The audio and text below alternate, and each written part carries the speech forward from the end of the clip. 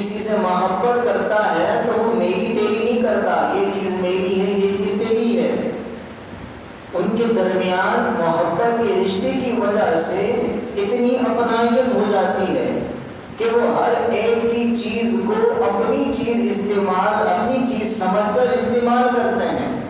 تو اسی طرح اعلیٰ حضرت رحمت اللہ تعالیٰ علیہ نے بھی پیارے محبوب علیہ السلام اور رب تعالیٰ کے درمیان جو پیار و محبت ہے اس کو بیان کرتے ہوئے فرمایا کہ محبوب و محب میں نہیں میرا تیرا۔ اور پیارے محبوب علیہ السلام کی عطائیں تو ایک کرم والی ہیں،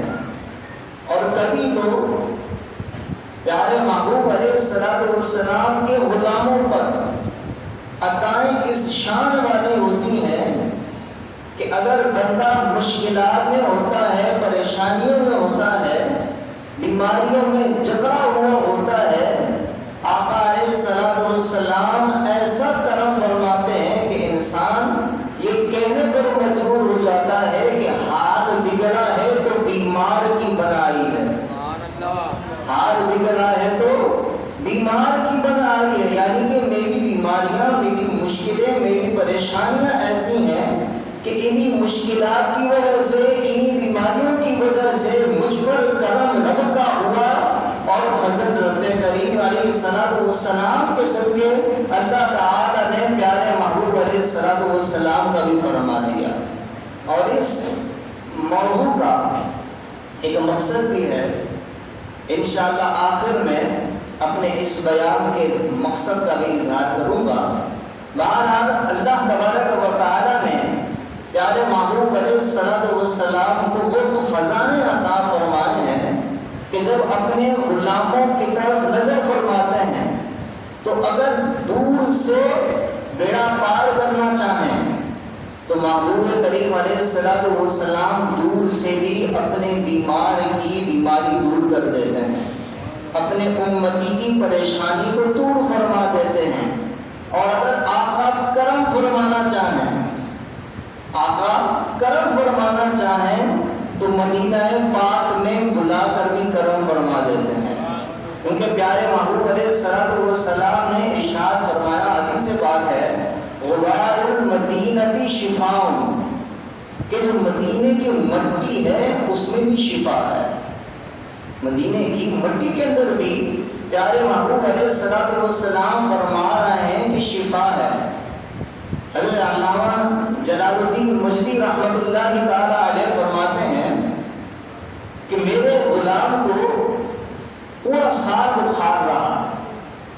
اور اس کے بخار میں افاقہ نہیں آتا تھا، تو میں نے ایسا کیا کہ مدینہ پاک کی خاک مبارکہ لے کر، مدینہ پاک کی مٹی لے کر تھوڑی سی مقدار میں پانی میں گھول کر اسے پلا دیا، چنانچہ جیسے ہی اسے مدینہ پاک کی خاک پانی میں ڈال کر گھول کر پلا دیا، وہ بخار جو ایک سال سے اس کی جان نہیں چھوڑ رہا تھا، مدینہ پاک کی خاک کے صدقے اللہ تعالیٰ نے اسے شفا عطا فرما دی۔ اسی طریقے سے شیخ عبدالحق محدث دہلوی رحمت اللہ تعالیٰ علیہ، بہت بڑے محدث، یہ وہ محدث ہیں کہ جو پیارے محبوب علیہ السلام کے اختیارات کے، عطاؤں کے اور دیگر اہل سنت سے جداگانہ طور پر عقائد رکھتے ہیں، وہ بھی شیخ عبدالحق محدث دہلوی رحمت اللہ تعالیٰ علیہ کو اپنا پیشوا مانتے ہیں۔ اور شیخ عبدالحق محدث دہلوی رحمت اللہ تعالیٰ علیہ بہت عظیم بزرگ اپنی زندگی میں گزرے ہیں، اور آپ رضی اللہ تعالیٰ عنہ کا یہ عمل سامنے آیا کہ آپ فرماتے ہیں کہ میں مدینہ پاک میں تھا اور میرا پاؤں سوج گیا، ڈاکٹروں کو، طبیبوں کو بہت دکھایا، لیکن کسی بھی ڈاکٹر نے میرے اس پاؤں کی تکلیف کا علاج نہیں کیا، کسی سے بھی علاج بن نہیں پڑا۔ چنانچہ آپ رحمت اللہ تعالی علیہ فرماتے ہیں کہ پھر میں نے یہ کیا کہ میں نے مدینہ پاک کی مٹی کو لے کر اپنے پاؤں پر اسے پھیر لیا، اپنے پورے پاؤں پر مدینہ پاک کی مٹی کو مل لیا۔ چنانچہ وہ پاؤں اور وہ مرض جس سے ڈاکٹر علاج نہیں کر پا رہے تھے،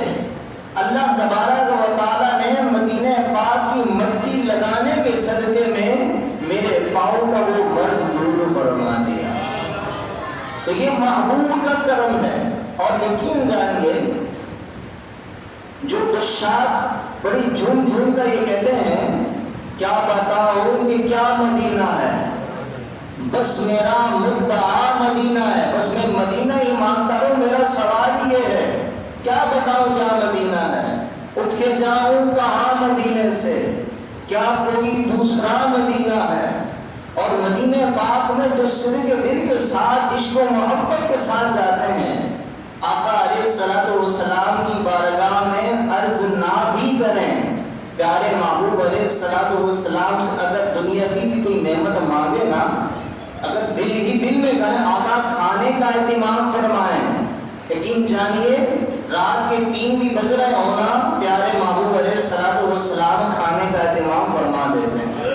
یہ جو مدینہ پاک جانے والے ہیں، جو عشق والے جاتے ہیں، آپ ان سے داستانیں تو سنیے، انشاءاللہ ایمان تازہ ہو جائے گا۔ اور پیارے محبوب علیہ السلام کا یہ کرم ہے کہ اپنے غلاموں کو بلا کر نوازیں، یا مدینہ پاک میں رہتے ہی اپنے آقا علیہ السلام کے قرب میں غلام فیضیاب ہو جائے۔ حضرت امام بصیری رحمۃ اللہ تعالیٰ علیہ جن کا قصیدہ بردہ مشہور ہے، مولایا صلی وسلم دائما ابدا، یہ امام بصیری رحمۃ اللہ تعالیٰ علیہ وہ بیمار ہیں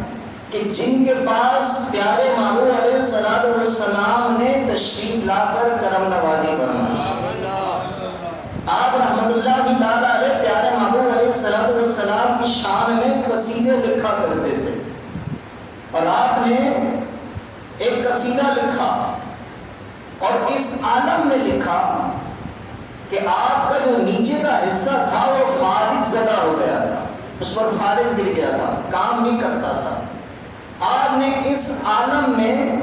ایک قصیدہ لکھا، نادیہ دیوان لکھا عربی کے اندر، مولایا صلی وسلم دائما ابدا، یہ قصیدہ لکھا۔ یہ قصیدہ لکھنے کے بعد ایک رات خواب میں سوئے تو پیارے محبوب علیہ السلام نے خواب میں کرم فرما دیا، اور پیارے محبوب علیہ السلام نے فرمایا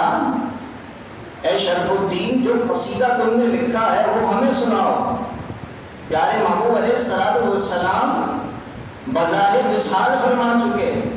مثال ظاہری نہیں، آپ خواب میں تشریف لائے ہیں، لیکن آقا علیہ السلام پر رب تعالیٰ کا یہ کرم ہے کہ اگر کسی کے خواب میں بھی تشریف لانا چاہیں اور اسے حقیقت میں بدلنا چاہیں تو پیارے محبوب علیہ السلام کو رب تعالیٰ نے اس بات پر بھی قدرت عطا فرمائی ہے، جو کہ اس واقعے سے بالکل ظاہر ہو جاتی ہے۔